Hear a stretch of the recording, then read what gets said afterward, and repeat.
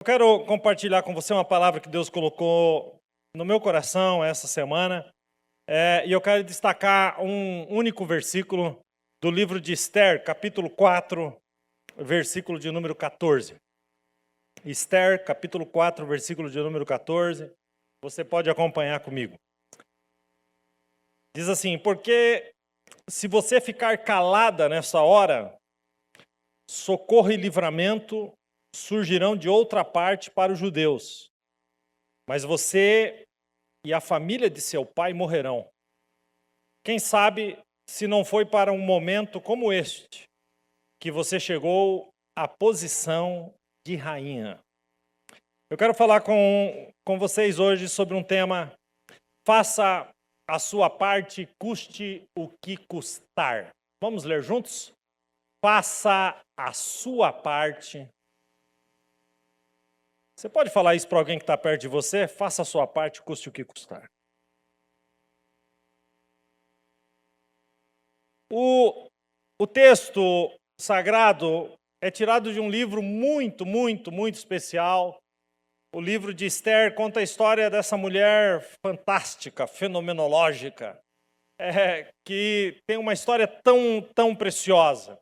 Eu já preguei aqui sobre Esther, mas não necessariamente eu vou me deter à história dela, mas apenas para a gente começar aqui fazendo um pano de fundo, que essa história mostra a intervenção de Deus no tempo humano, no Cronos, né? Deus que habita no Kairos, onde um dia é 1000 anos e mil anos é como um dia.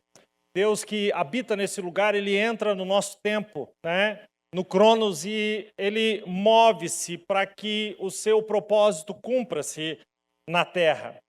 E aqui o contexto era um contexto de cativeiro, cativeiro persa.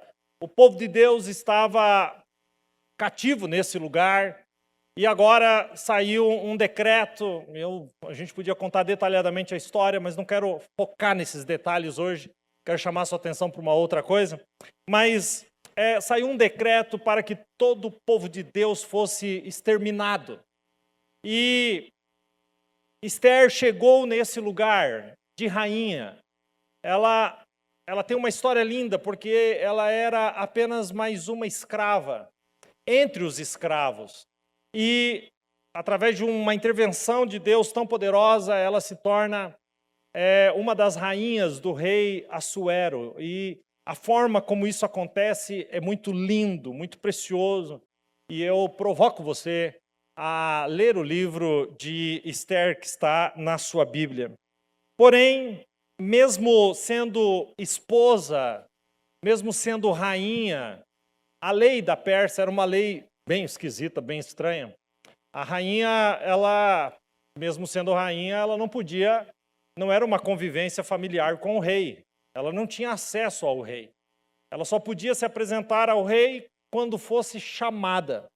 E se ela se apresentasse ao rei sem ser chamada, e isso era lei, sem ser chamada, ela seria passiva de morte. Pra vocês terem uma ideia de onde isso estava. Então tinha lá o lugar onde ela vivia, habitava. Se o rei a quisesse em sua presença, mandava chamar, mas jamais, sob nenhuma hipótese, essa rainha ou as rainhas, elas podiam se apresentar diante do rei simplesmente porque queriam. Se isso fizesse e se isso acontecesse, o cedro do rei, que era aquele bastão real, se o rei não estendesse o cedro, essa mulher, essa rainha seria morta imediatamente, a menos que por acaso o rei se compadecesse e estendesse o cedro. Ou seja, era uma realidade de vida ou morte ela se apresentar ao rei. E agora, diante daquele decreto, o seu tio, Mordecai, ou Mardoqueu, dependendo da tradução, mas vamos ficar aqui com Mordecai.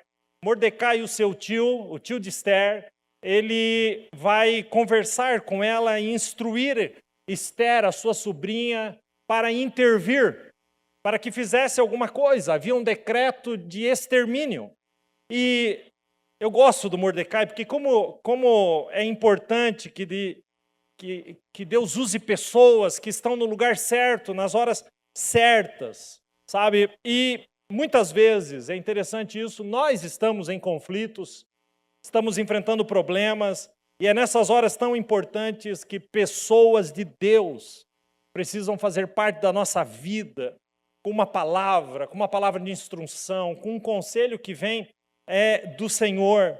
Eu acredito que esse é um dos papéis da igreja. Nós não nos propomos a um centro de reuniões, mas de uma família da fé, onde os mais maduros ajudam aqueles que precisam.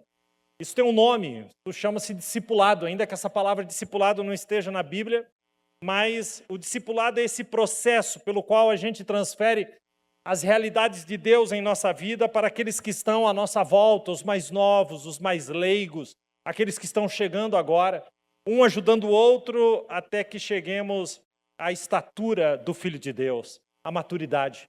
E isso está na Bíblia Sagrada, como disse, ainda que a palavra discipulado não esteja na Bíblia, mas nada mais é do que um discípulo que ensina. Daí deriva esta palavra. Jesus disse isso na grande comissão, em Mateus 18, 19. Ele diz, portanto, ide e fazei discípulos, todas as nações, batizando-os em nome do Pai, do Filho e do Espírito Santo. Observe agora o que um discípulo faz. Ensinando-as a guardar todas as coisas que eu vos tenho mandado, e eis que estou convosco todos os dias até a consumação do mundo, a consumação dos séculos. Amém. São palavras de Jesus falando, nos chamando a fazer discípulos, e a forma de fazer isso é ensinando essas pessoas ao que nós damos o nome de discipulado. Mas a Esther tinha esse discipulador, um homem de Deus maduro, chamado Mordecai. Esse homem, ele não tinha acesso, jamais, acesso ao coração do rei, mas ele tinha acesso ao coração de sua sobrinha, que aceitava os seus conselhos, suas palavras, e tendo acesso ao coração da sobrinha, ele poderia, quem sabe, poder intervir naquele decreto de extermínio. E agora, a situação que nós lemos e que vemos aqui no contexto do versículo que lemos, é que Esther está diante da morte ou da vida, está diante do risco ou do heroísmo. A gente gosta de dizer, ela está entre a cruz e o punhal.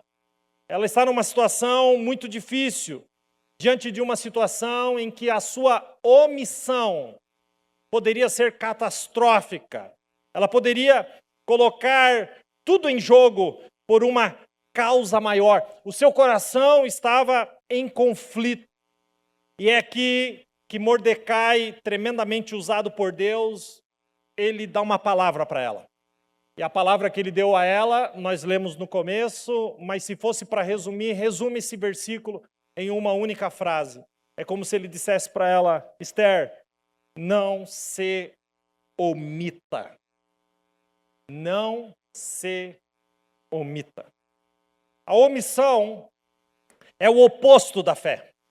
Se você procurar a palavra omissão no dicionário, a definição é: omissão se configura na falta, preste bem atenção, omissão se configura na falta de ação de uma pessoa numa situação em que seria esperado que esta pessoa pudesse intervir ou se posicionar.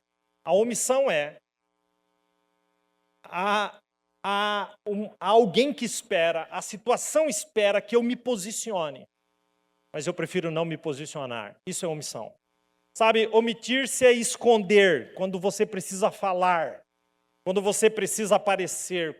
Omitir-se é se calar quando você precisa verbalizar. Omitir-se é fugir quando você precisa se posicionar. E é muito difícil calcular o preço da omissão. Essa palavra é muito séria. Aliás, a palavra de Deus é muito séria. Mas eu tenho certeza que Deus tem algo para você aqui. O preço da omissão pode ser devastador. Existem pessoas que escolheram os piores caminhos na vida por causa da omissão que receberam dentro de casa, de pais, de pessoas que precisavam se posicionar e não se posicionaram. Ao invés de serem criadas, ensinadas, uma geração hoje é fruto de muitos pais omissos. Eu sempre digo que lugares vazios são ocupados. Eu vou falar um pouco mais sobre isso. Esses dias atrás, conversando com um pastor que está morando na Europa, ele estava falando para mim que na França a incredulidade está tão grande, tão grande, tão grande, que quase que 90% dos habitantes da França não creem em Deus. Agora está havendo um avivamento, missionários estão indo para aquela nação. E quando a gente chega num número tão alto de incredulidade, a gente descobre que geração após geração, os pais foram omissos em transmitir aos filhos a palavra de Deus. E isso foi se perdendo. Hoje, se você chegar na França e dizer que você é um cristão, eles vão te chamar de fraco. Você é um fraco porque você precisa seguir, ter fé em alguma coisa, ter uma religião. Você não passa de um fraco. O que pode levar a esse pensamento, senão uma sequência de gerações e gerações de igrejas saleiros. Nós somos sal, não saleiro. Eu tenho um saleiro lá em casa, se eu pegar o saleiro, cheio de sal dentro, ainda que esteja cheio de sal, se eu pegar o saleiro e esfregar na carne, não vai salgar a carne. Porque o saleiro não salga, o que salga é o que está dentro do saleiro. O que acontece é que muitas igrejas se transformaram em saleiros. É uma concentração de sal, mas que não salga o mundo, não salga a terra, ou se omite do seu papel. Se nós nos calarmos e não passarmos para os nossos filhos o compromisso com Jesus, não apenas com palavras, mas com exemplo, nós vamos comprometer as próximas gerações. Olha o que diz o texto, Isaías 62:6. Ó vós que fazeis menção do nome do Senhor, não haja silêncio em vós. A rainha Esther está diante de uma grande decisão. E as palavras que seu tio Mordecai vai usar para convencê-la a se arriscar ou arriscar a própria vida, tem muito a nos ensinar. Muito, muito, muito. E aqui nesse auditório, nesta igreja, nessa noite, debaixo desse teto, nós temos o tempo todo, tem pessoas aqui que estão sendo desafiadas a se posicionar. E eu preciso te dizer, em nome de Jesus, que se omitir não é uma opção. Se no momento do posicionamento necessário você se omitir, isso pode gerar uma destruição a curto prazo e a longo prazo. E eu me arrisco a dizer que as omissões de longo prazo são as mais devastadoras. Um pai que se omite do seu papel, um homem que se omite da sua responsabilidade como marido, uma mulher precipitada que racha a sua casa por omissão, uma mãe que foge do seu papel, pais que não impõem limites aos filhos, pessoas ausentes dentro da própria casa, omissas com aquilo que está acontecendo ao redor. Por isso, eu espero que a essa altura dessa palavra você já tenha entendido o quão sério é a omissão, mas eu vou deixar esse assunto ainda mais sério. Por isso, os argumentos de Mordecai para a sobrinha Esther são como dádivas que devem ser guardadas no nosso coração. Por isso eu quero visitar o texto de Esther 4,14, que foi o versículo que lemos no começo. E eu quero extrair desse versículo algumas verdades muito preciosas, muito importantes e muito sérias a respeito desse tema. E a primeira que eu quero trazer é: a omissão traz perdas para nós mesmos e para as nossas famílias. Olha o que diz Esther 4,14. Mordecai diz para Esther: porque se você ficar calada nesta hora, se você se omitir, você e a família de seu pai morrerão. Não pense que sua omissão não tem um custo. O decreto é para todos. E Mordecai está dizendo: eles vão descobrir de onde você veio. Você faz parte desse decreto. A morte também vai chegar na tua porta.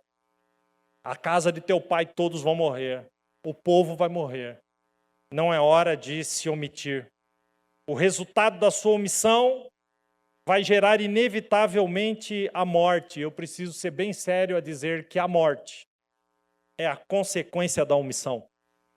A morte, seja de um relacionamento, seja de um casamento, seja de uma família, seja do que for, normalmente tem a sua raiz na omissão.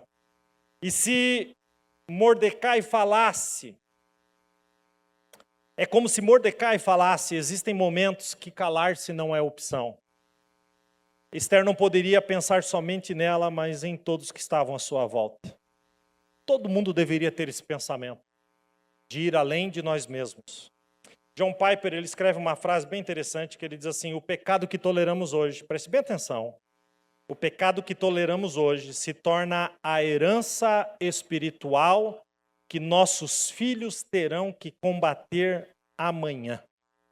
Eu sei que todo mundo que está aqui quer o melhor para os seus filhos, quer que eles vençam na vida e que eles tenham uma vida financeira estável, boa, que estudem. E você não está errado, eu quero o mesmo para os meus. Mas a questão é que a gente não pode se omitir diante dos pecados. Nós não podemos ser omissos diante dos nossos filhos, porque eles vão viver a pior geração que essa terra já viu. Nós precisamos prepará-los. Russell Moore escreveu uma outra frase que eu acho bem interessante. Ele diz assim: quando os adultos se calam diante do mal, as crianças herdam o caos. Que verdade. Pensar além de si mesmo, defender os nossos valores diante dos nossos filhos. Um tempo atrás, conversando com uma pessoa, ele disse: eu fui criado na igreja, mas eu não quero saber de igreja. E eu disse: o que aconteceu? Que você ficou tão ferido assim. E ele estava me contando que ele não consegue ter lembrança dos cultos, ele não consegue ter lembrança do kids, da salinha das crianças.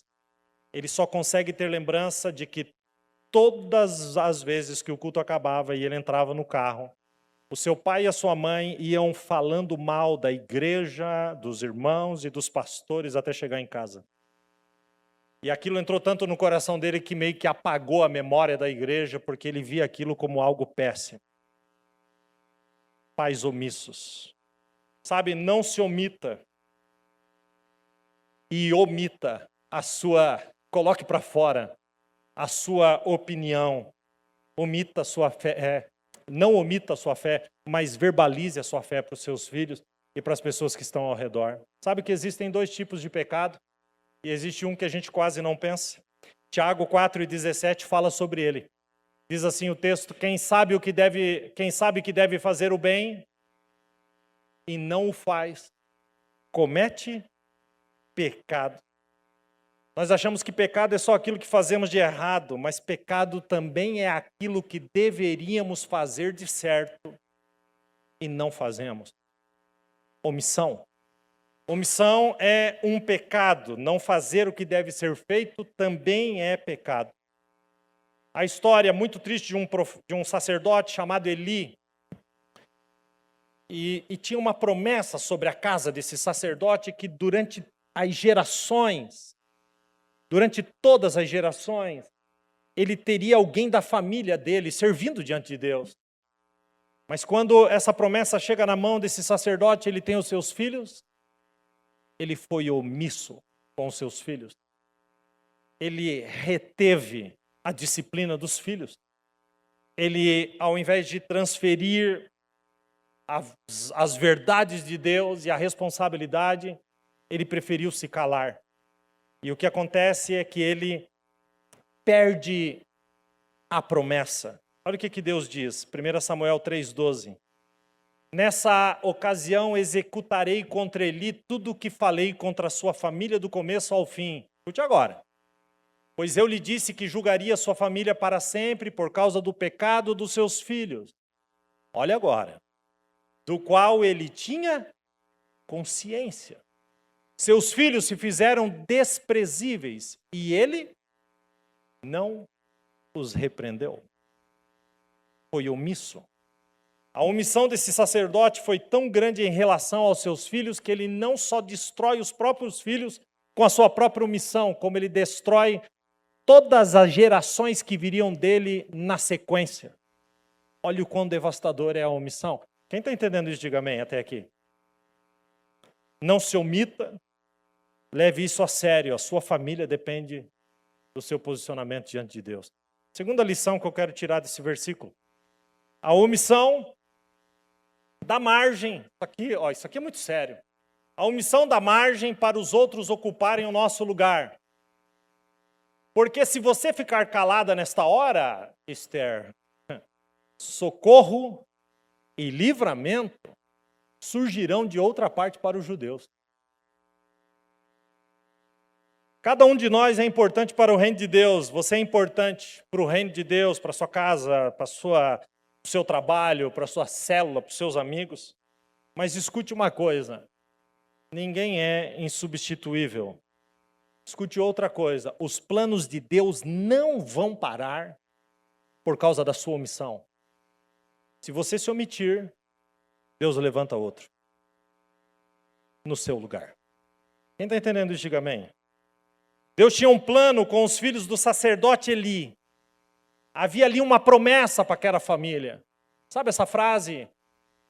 Quem tem promessa de Deus não morre? Não é bíblica. Não é bíblica. As promessas de Deus se cumprem quando nós respondemos a essas promessas. Posso provar isso para você. 1 Samuel 2,30, Deus vai falar a respeito da família de Eli. Portanto, o Senhor, o Deus de Israel, declara, olha só. Deus diz assim, prometi à sua família e à linhagem de seu pai que ministrariam diante de mim para sempre. Olha que promessa. Mas agora, por causa da omissão de Eli, o Senhor declara, longe de mim tal coisa. Honrarei aqueles que me honram, mas aqueles que me desprezam serão tratados com desprezo. Sabe o que Deus está dizendo aqui? Eu te fiz uma promessa, mas se você desprezá-la, eu não tenho mais compromisso em cumpri-la. Olha o quanto isso é sério, gente. Deus vai levantar então, Deus tira Eli e levanta então um profeta diante dele chamado Samuel, porque Deus não dependeria de quem o despreza para cumprir os seus planos. Se você negar a cumprir o seu papel, Deus levantará outro em seu lugar. Deus já me pediu coisas para eu fazer muito difíceis. Eu tenho que fazer prova com Deus. Senhor, é tu mesmo que está fazendo isso. E o Senhor não apenas dizer, sim, sou eu que estou fazendo, como também dizer, se você não fizer, eu vou levantar outro para fazer. E eu disse, bom, eu não vou dar o meu lugar para ninguém. Se Deus tem um plano, é para mim? É, então eu vou cumpri-lo. Custe o que custar. Os meus desejos, e os seus também, seja sincero, te empurro para a omissão. Vão te empurrar para a omissão. Dar ouvido somente às coisas que eu quero ouvir. Isso é bom, né? Deixar de ser omisso é sofrido, é desafiador, mas é o meu dever como servo de Deus. Olha o que Paulo escreve a Timóteo, na segunda carta, capítulo 4, versículo 3 ao 5. Pois vai chegar o tempo em que as pessoas não vão dar atenção ao verdadeiro ensinamento, mas seguirão os seus próprios desejos. Arranjarão para si mesmas uma porção de mestres do Instagram. Aqui é uma tradução minha agora. Que vão dizer a elas o que elas querem ouvir. Eu continuo. Essas pessoas deixarão de ouvir a verdade para dar atenção às lendas. Mas você, seja moderado em todas as situações. Suporte o sofrimento. Faça o trabalho de um pregador de evangelho e cumpra bem o seu dever de servo de Deus. Leve a sério os papéis que Deus te deu, porque Deus conta com você. Não despreze os planos de Deus. Alan Richard, um missionário australiano, gosto muito dele. Ele escreveu certa feita, o movimento de Deus nunca para por causa da hesitação humana. Ele simplesmente vai se mover por meio de outros. Se você desprezar, Deus levanta outro. Quem tem ouvidos, ouça o que o Espírito diz à igreja. Por isso, nessa noite, eu falo isso com muito amor. Não seja arrogante. Aceita a palavra de Deus e cumpra o seu papel. Porque Jesus confrontou a arrogância dos fariseus da sua época com uma dura realidade. Coloca aqui para mim. Pode tirar aqui o Kids 29. Pode tirar. O pai já viu. Coloca aqui para mim o próximo texto. Mateus 21, 43. E Jesus terminou dizendo, é Jesus, tá? Eu afirmo a vocês que o reino de Deus será tirado de vocês e será dado para as pessoas que produzem os frutos do reino. Jesus estava falando com uma geração de omissos. Agora existe um outro ponto de vista. Às vezes Deus coloca outro no seu lugar. E agora tem um bem perigoso, que é quando o diabo coloca outro no seu lugar. Aqui é um grande perigo, porque às vezes quem ocupa o seu lugar não vai ser alguém que Deus levantou, porque se a omissão é um pecado, o diabo é especialista em pecado. E o que a gente vê hoje dentro das famílias são peças sendo trocadas. Porque o diabo é especialista em trocar peças, onde o ambiente é um ambiente de omissão. Quando há um ambiente de omissão, os filhos são discipulados, sim, mas pelos de fora, às vezes até mesmo por marginais. As esposas, as mulheres são discipuladas por amigas que não têm nada de Deus. Homens são discipulados por amigos mundanos. Crianças são discipuladas pela internet, porque é mais fácil terceirizar e entregá-las dessa forma. Escute, não seja omisso. Cumpra o seu papel. Amém? Vocês estão tão quietos hoje. Amém? Posso continuar mais um pouco? Amém? Amém. Terceira lição que eu tiro desse versículo. Deus foi falando tanto comigo nesse texto. A omissão nos leva a perder o nosso propósito. Olha o que ele diz. Quem sabe se não foi para um momento como esse que você chegou à posição de rainha. Ele está dizendo, Esther, não seja omissa. Você está onde está por causa deste momento. Deus te colocou aí. É como se ele dissesse, não foi apenas a tua beleza, ainda que Esther era uma mulher lindíssima. Mas ele diz, não foi apenas a tua beleza, o teu perfume, que convenceu o rei de pegar uma escrava e transformá-la numa rainha. Não, Esther. Não é só isso, não. Deus não te tirou da escravidão para o trono, olhando apenas para você. Deus olhou para algo maior através de você. Que linda essa história, gente. É tremendo. É uma coisa maravilhosa. Sabe, como é importante a gente de vez em quando perguntar para Deus qual o motivo da nossa existência. Qual o propósito de estarmos onde estamos. De conhecer quem nós conhecemos. De poder alcançar as pessoas que estão à volta. Não se omita do seu propósito. Me responda uma pergunta, você compraria uma caneta que não escreve?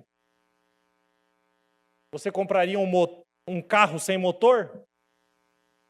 Ainda que tenha uma porção de gente doida que está comprando carro sem motor aí para reformar e tal. Essa não serve para os homens porque eles acham que até vale a pena, às vezes, comprar um carro velho sem motor para reformar. Mas de um modo geral, você compraria um carro sem motor? Eu me lembro, uns anos atrás, todo homem tem uma caixa de ferramentas, mesmo que não saiba usá-la. Faz parte da masculinidade. Mulheres não tentem entrar nesse mundo, mas é isso. A gente tem que ter a nossa caixa de ferramentas. E eu vi umas ferramentas maravilhosas, uma pasta de ferramentas, num preço tão bom, e eu disse, eu quero essas ferramentas. Mas o preço era bom demais. Eu acho que viria mais de 100 peças, pelo preço de 2 ou 3. E aí chegou a minha pasta de ferramentas, e no primeiro parafuso que eu fui afrouxar com aquela chave de fenda, eu já fiquei só com o cabo na mão. E a outra parte ficou soldada lá no parafuso, e o parafuso nem se mexeu. E eu disse, eu acho que eu gastei dinheiro à toa, mas resisti. Guardei a minha caixa de ferramenta e uns 60 dias depois eu precisei usá-la novamente. Quando eu abri, todas as minhas ferramentas estavam enferrujadas. Eu tinha enferrujado tudo, acabado tudo. e eu tomei a triste decisão de aceitar que precisava jogar fora. Eu paguei, mas não cumpri o propósito. Vou falar uma coisa para você. Deus pagou um alto preço por você. Um preço de sangue. Mas você tem utilidade para o reino de Deus? Você tem utilidade para o reino de Deus? Você está cumprindo o seu propósito? Qual é a sua resposta para Deus? Missão ou omissão? Diligente ou negligente? Qual é a nossa resposta? E Jesus vai falar sobre isso na parábola dos talentos. Então, eu vou focar aqui naquele que recebeu um talento, Mateus 25, 18. Olha só que interessante. Mas o que tinha recebido um talento saiu. Cavou um buraco no chão, escondeu o dinheiro do seu senhor. E depois de muito tempo, o senhor daqueles servos voltou e acertou a conta com eles. Vamos pular para o 24, versículo 24. Por fim veio o que tinha recebido um talento. Agora ele vai prestar conta.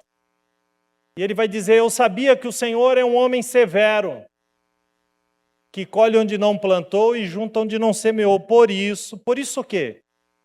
Porque o Senhor é um homem severo, porque o omisso sempre coloca a culpa no outro. O omisso sempre está achando alguém para pôr a culpa. É dentro de casa, é nos seus papéis dentro de casa. Todo mundo é culpado, menos ele, menos ela. Então ele diz, por isso eu tive medo. Saí, escondi o seu talento no chão. Mas veja aqui o que lhe te pertence. E o Senhor respondeu, preste bem atenção. Servo mau, leia comigo agora. Servo mau e negligente. O negligente é uma variação do omisso. Omisso. Deus está dizendo, você foi omisso. Você foi negligente com aquilo que eu coloquei na sua mão. E o fim do negligente, do omisso, é muito triste. Observe o versículo 30. O fim do omisso. Lancem fora o servo inútil, omisso, nas trevas, onde haverá choro e ranger de dentes. Mas o que me choca nessa história é que a história começa dizendo, mas o que tinha recebido um talento. Porque Deus nunca vai te pedir algo que não tenha te dado primeiro. Deus não pede algo que você não tenha, ou que Ele já não tenha depositado em você. Quem está entendendo isso? Cumpra o seu propósito. Para com o atraso. Tem uma frase de uma escritora chamada Priscilla Shirer. Ela escreve, uma obediência atrasada é, na prática, uma desobediência e nos custa a oportunidade de sermos usados por Deus. Finalmente, eu quero destacar ainda uma quarta lição de Esther 4:14. A omissão é uma desonra ao investimento de Deus. Essa parte é a mesma do ponto anterior, mas agora eu quero falar de outra coisa. Quem sabe se não foi para um momento como esse que você chegou à posição de rainha. Vou falar uma coisa para você. Deus investe em você.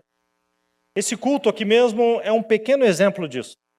Para você estar aqui agora, um monte de gente sacrificou a tarde do seu domingo para estar aqui, deixar tudo pronto, para que você chegasse aqui e o culto acontecesse. Desde o louvor, da recepção, do kids, pessoal do som, da iluminação, da mídia, equipe pastoral.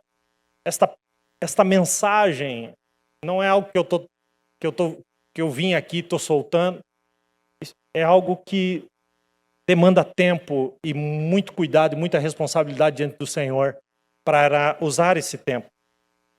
Porque Deus investe tempo, Deus investe e faz investimento na sua vida. Mas muito maior do que este culto, existe um exemplo ainda maior. O Pai não poupou nem o seu próprio filho para morrer por você. Que investimento, não? Olha o que diz Romanos 8:32. Aquele que não poupou, falando de Deus, a seu próprio filho, mas o entregou por todos nós, como não nos dará juntamente com ele de graça todas as coisas? Mordecai está dizendo para Esther, Deus investiu em você. Você chegou nesse lugar, nessa alta posição. Agora você precisa responder ao investimento de Deus na sua vida. Não se omita. Escute o que eu vou dizer, a maior tragédia não é o fracasso, mas o potencial que você tem não ter sido entregue para Deus. Tanta coisa para acontecer, mas está retido por omissão. Então, Esther, diante daquilo, e agora eu quero provocar você a aprender com esta mulher.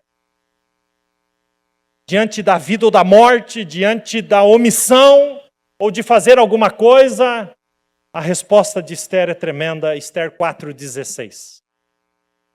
Olha o que ela diz para Mordecai. Vá reunir todos os judeus que estão em Suzã, jejuem em meu favor, não comam nem bebam durante 3 dias e 3 noites. Eu e minhas criadas jejuaremos com vocês. Depois disso irei ao rei, ainda que seja contra a lei. E se eu tiver que morrer, morrerei.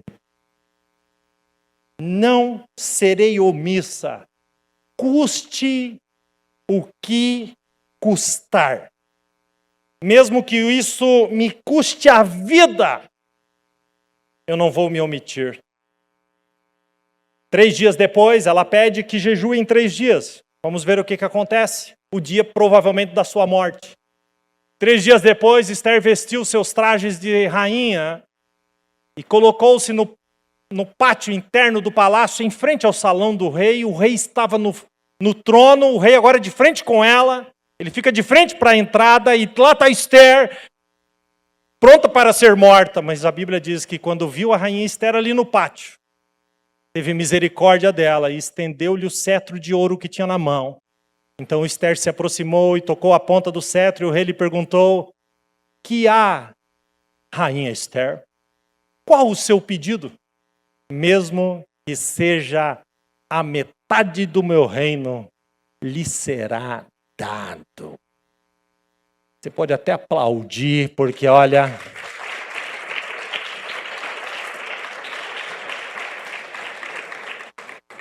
Custe o que custar, não serei omissa. Farei a minha parte. E o final você já sabe. Se não sabe, depois eu te provoco a ler o livro de Esther, porque como disse, eu estou usando mais um versículo hoje. Mas aquele que tinha conspirado contra o povo de Deus, aquele que montou uma forca para enforcar Mordecai, o tio de Esther, Amã, acabou sendo enforcado na forca que ele fez para o tio de Esther. E Deus deu um grande livramento. E a história do povo de Deus se manteve em pé, geração após geração. Porque naquela geração não faltou um elo.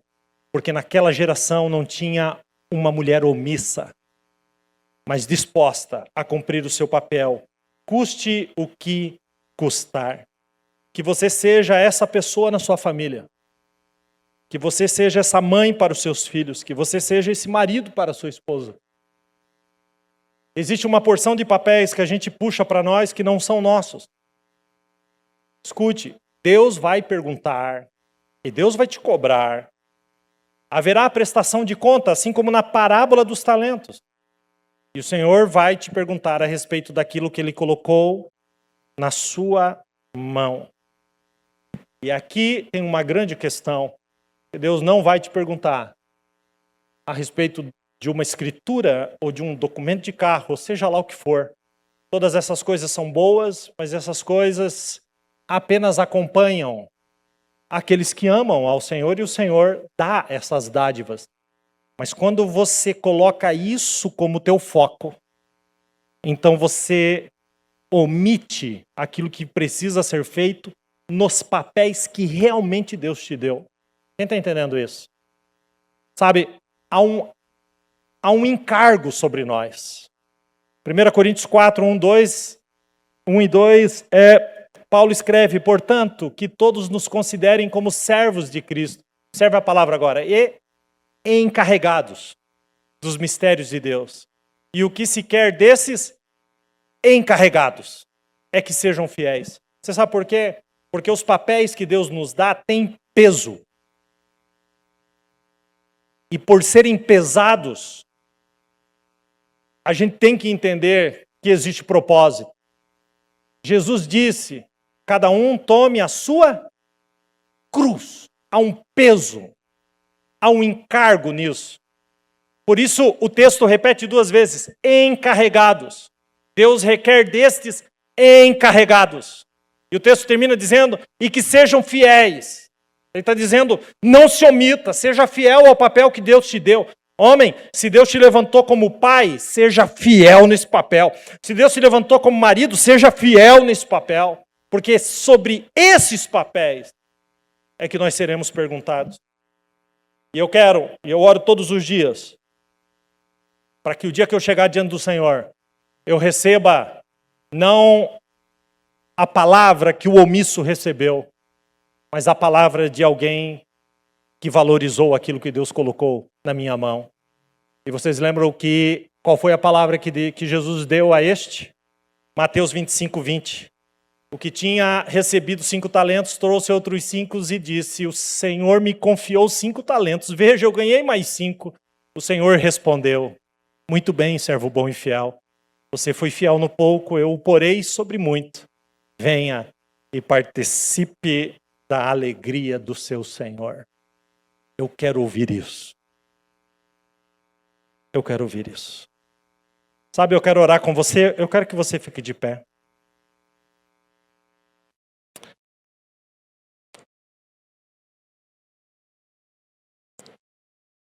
Existem pessoas aqui que precisam romper com uma omissão crônica. Aqui, com a gente. Homens que não estão cumprindo seus papéis. Mulheres que não estão cumprindo os seus papéis. Pais que não estão cumprindo os seus papéis. Pessoas com chamados muito específicos, que receberam uma promessa de Deus. Ainda muito jovens, quem sabe, talvez até crianças, mas que sistematicamente têm se omitido. E a omissão, ela avança para outras palavras, ela avança para o desprezo. E agora você começa a desprezar o que Deus colocou sobre a sua vida. Deixa assim. E é interessante porque o que recebeu um talento, ele enterrou. E quantos de nós fazemos isso? Quantos pais, homens, que enterram a sua paternidade? Mães que enterram a sua maternidade? Maridos que enterram o seu papel? Mulheres que enterram, esposas que enterram o seu papel? E é sobre eles que Deus vai nos perguntar. E se posicionar pode ser muito difícil. Mas Deus está nos chamando para isso. Deus está nos chamando para isso. E se você está aqui nessa noite é porque você tem tempo ainda para isso. De retomar, de realinhar. Existem coisas muito específicas que Deus falou com você. Que Deus depositou em você. Mas a sua omissão, e como é séria a omissão, a sua omissão tem feito você não acessar uma porção de coisas que Deus tem para você. Por isso, receba esse conselho nessa noite. Faça o que precisa ser feito. A omissão, eu quero relembrar você, traz perdas para nós e para as nossas famílias. Dá margem para outros ocuparem o nosso lugar, nos leva a perder o nosso propósito e é uma desonra ao investimento de Deus em nós. Por isso, eu volto exatamente onde eu comecei. Faça a sua parte. Eu volto no tema, o Caio vai pôr para nós. faça a sua parte, custe o que custar. Lembra que no começo da palavra eu falei, diga para quem está perto, faça a sua parte, custe o que custar? Agora muda, porque agora há um entendimento da palavra.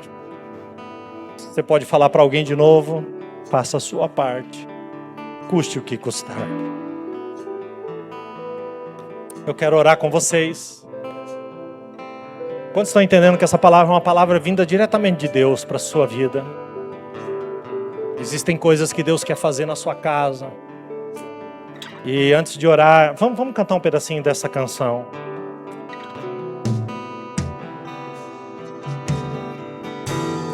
Ouvi o meu Senhor bater na porta e o meu coração queimou.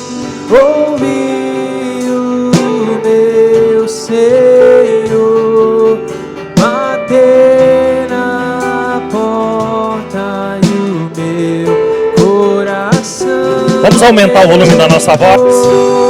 Diga. Eu não vou parar. Diga, diga. Eu gastarei minha vida aos teus pés.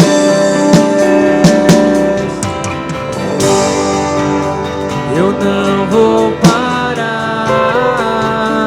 Eu gastarei minha vida aos teus pés. Eu tenho um fogo cerrado em meu peito que não me dá descanso. Eu não tenho descanso.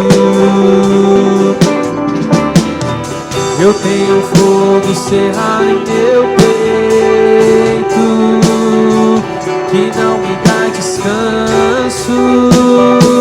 Eu não tenho descanso. Deixa queimar, deixa queimar. Deixa queimar, deixa queimar. Deixa queimar, deixa queimar.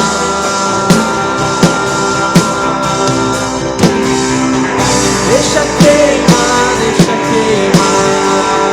Deixa queimar, deixa queimar. Deixa queimar, deixa queimar.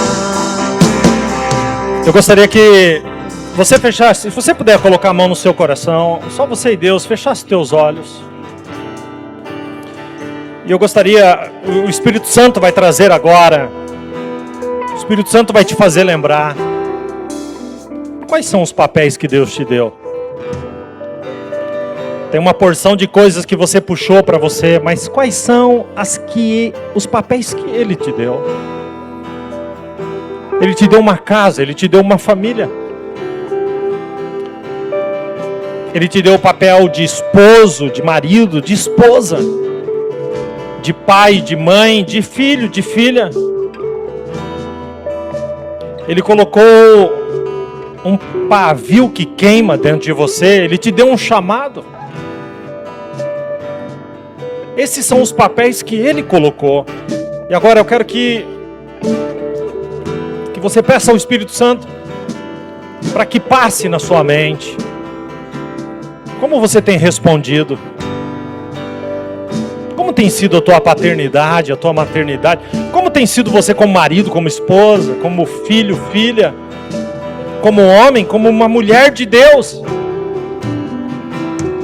A omissão nos teus papéis? A vida te empurrou para trocar as coisas de posição e agora você corre atrás de uma porção de coisas e colocou essas coisas como teu alvo, sendo que Deus nem te deu isso. Coisas que eram para ser consequência, agora se tornaram o teu Deus. Mas nessa noite, nesse culto tão maravilhoso, nesse momento de oração, talvez um momento mais importante que você está tendo nos últimos dias, você está diante do Senhor. E como diz o escritor aos Hebreus, hoje, se ouvirdes a voz do Espírito, não endureçais o vosso coração. Você vai perceber que a omissão nas coisas que Deus colocou nas suas mãos são o resultado da maior parte dos sofrimentos que você tem vivido. Eu prefiro sofrer por não ser omisso do que sofrer as consequências da omissão. Porque se o meu sofrimento for por não ser omisso, Deus está do meu lado. Deus está comigo. Que esses sejam os teus sofrimentos. Quando você se posiciona, quando você se levanta e quando você bate no peito e diz: eu vou cumprir a minha parte, custe o que custar. Por isso agora diante de Deus, diga: Senhor, tem misericórdia. Estende o cetro. Tem misericórdia, Senhor. Tem misericórdia, Senhor. Tem misericórdia. E que você leve isso tão a sério.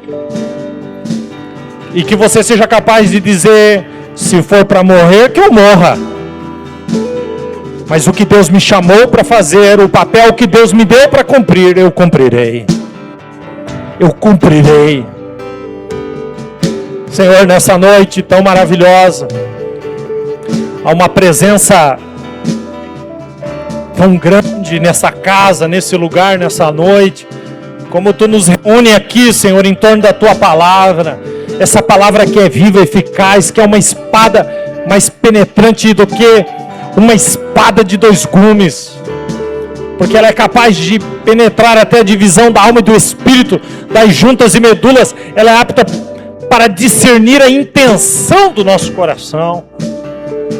E Tu nos reúne aqui nessa noite, Senhor. E a Tua palavra, como uma espada, entra agora, destruindo toda a altivez de espírito, todo o orgulho que se levanta contra a Sua palavra, toda a arrogância que endurece o coração. Mas que agora, Senhor, a Tua palavra encontre um lugar, uma terra fértil, e que produza muitos frutos. Sim, meu Deus, não dê o que é nosso para os outros, não. Nós estamos aqui, nós nos levantamos, nós nos colocamos de pé. Nós não permitiremos que o diabo, Senhor, mova peças na nossa vida. Não, por omissão não, isso não vai acontecer. Nós repreendemos toda a força do inferno, toda obra maligna. Mas que nessa noite se levantem homens e mulheres, reconhecendo, Senhor, quais são os seus papéis, o que realmente importa, o que realmente foi colocado sobre a vida de cada um deles pelas Tuas mãos. Pai, nós Te louvamos, nós Te bendizemos, nós Te agradecemos por essa noite tão especial. Nós Te louvamos, Senhor, porque sabemos que testemunhos virão dessa noite. Nós queremos Te honrar, Te bendizer.